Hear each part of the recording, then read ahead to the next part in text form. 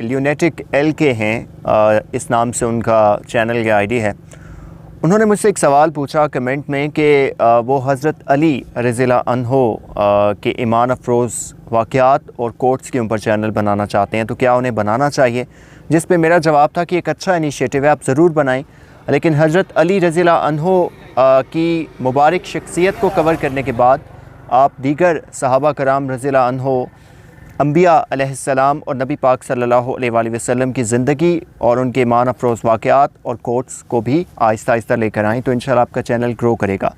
लेकिन उनका कंसर्न ये था कि हज़रत अली रज़ियल्लाहु अन्हो पे पहले ही बहुत से लोग चैनल्स बना चुके हैं, उनके बहुत से कोट्स को कवर कर चुके हैं, ईमान अफरोज़ वाक़यात को कवर कर चुके हैं, तो क्या अब वो अगर ये काम करते हैं तो क्या उनका चैनल ग्रो होगा। और दूसरी बात ये कि क्या उनको कॉपीराइट स्ट्राइक तो नहीं आ जाएगा। अब ये दो मसले हैं। सबसे पहला मसला कॉपीराइट स्ट्राइक का हम डिस्कस कर लेते हैं। देखिए, अगर वही वाक़या आप अपने अल्फाज में बयान करते हैं तो कोई आपको स्ट्राइक नहीं आ सकता, कोई क्लेम नहीं आ सकता। स्ट्राइक या क्लेम सिर्फ तब आएगा अगर आप किसी की वीडियो उठाकर या किसी की वीडियो का एक ख़ास प्रोपोर्शन उठा के सेम एज़ इट इज़ लगा देते हो। देखिए, इस्लामिक जो वाक़यात होते हैं ना, उनमें ज़ाहिर है कि हज़रत अली रज़ियल्लाहु अन्हो की मुबारक शख्सियत को तो किसी ने नहीं देखा। हम वहाँ पे किसी इंसान को तो पोर्ट्रे नहीं कर सकते। हम वहाँ पे या तो उसको लिख के दिखाते हैं या हमको खूबसूरत मंज़र दिखाकर उस वाक़े को बयान करते हैं, तो उसमें कॉपीराइट स्ट्राइक का कोई मसला नहीं आता कि आप वही वाक़या बयान कर रहे हैं तो आपको स्ट्राइक आएगा। अगर आप फुटेज किसी और की सेम ले रहे हैं, किसी और का सेम डाटा ले रहे हैं, तो आपको क्लेम आ सकता है। बाकी यही वाक़यात आप बार बार अपने अंदाज़ में बयान करें तो कोई क्लेम नहीं आएगा या स्ट्राइक भी नहीं आएगा। दूसरी बात ये, मिसाल दे देता हूँ आपकी आसानी के लिए कि एक ही ख़बर होती है, अगर मुल्क में कुछ हो जाता है या कोई नई डेवलपमेंट आती है तो एक ही ख़बर को हर न्यूज़ चैनल बयान कर रहा होता है और फिर अपने यूट्यूब चैनल पे भी लगा रहा होता है।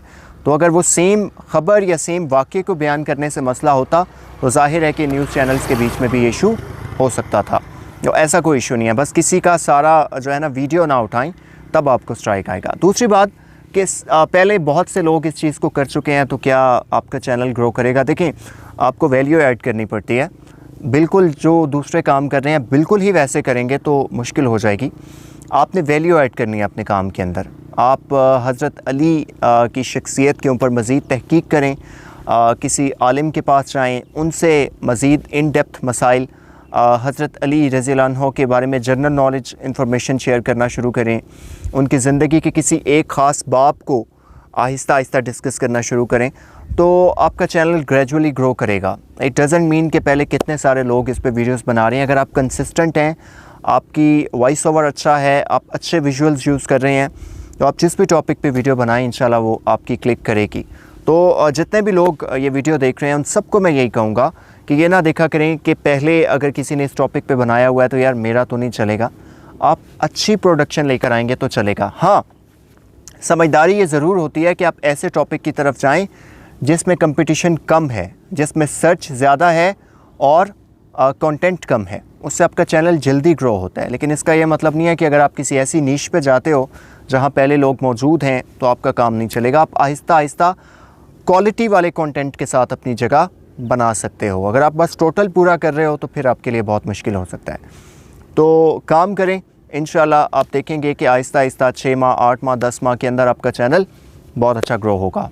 अगर किसी और का कोई भी सवाल हो, कोई कंसर्न हो, तो dzlogger@gmail.com पे हमें मेल करें। हम इंशाल्लाह वीडियो में आपको डिटेल से आंसर करेंगे ताकि किसी और का भी वही मसला हो तो वो उसको देखकर, उसको समझकर, उसको सुनकर बेहतर कर सके।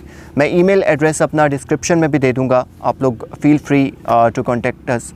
तब तक के लिए अल्लाह हाफ़िज़।